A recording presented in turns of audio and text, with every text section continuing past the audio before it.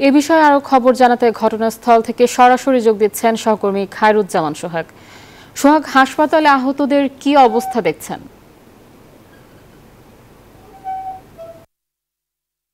যে আজ সকাল ৮টার দিকে একটি সড়ক দুর্ঘটনা ঘটেছে ফরিদপুরের কানাইপুরে, যেটা কিন্তু উত্তরা ইউনিক ঢাকা থেকে মাগুরাগামী ছিল এবং ফরিদপুরের আলফাডাঙ্গা থেকে একটি পিকআপ যাত্রীবাহী পিকআপ সেটা ফরিদপুরের জেলা প্রশাসকের কার্যালয়ের দিকে আসছিলেন।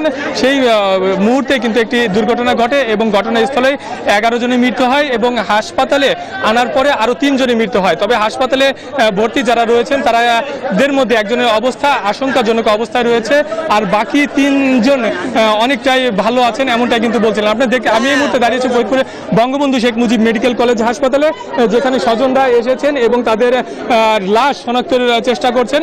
আমরা যেটা জানতে পেরেছি যে একই পরিবারের 4 জন নিহতর ঘটনা ঘটেছে এমনটাই কিন্তু আমাদেরকে জানানো হয়েছে, যেখানে স্বামী, স্ত্রী এবং 2 সন্তান, তারা সকলেই আলফাডাঙ্গা শেখর ইউনিয়ন থেকে ফরিদপুরের জেলা প্রশাসকের কার্যালয়ে যাচ্ছিলেন ত্রাণের টিন আনার জন্য, এমনটাই কিন্তু আমাদেরকে জানাচ্ছিলেন। আপনি দেখতে পাচ্ছিলেন যে মর্গে এই লাশগুলো রাখা হচ্ছে এবং এখান থেকেই কিন্তু স্বজনদের কাছে তাদের লাশ হস্তান্তর করা হবে।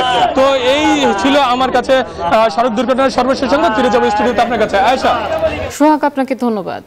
বিকাশে কম খরচে ক্যাশ আউটের লিমিট বেড়ে 50,000, প্রিয় এজেন্টও 2টা।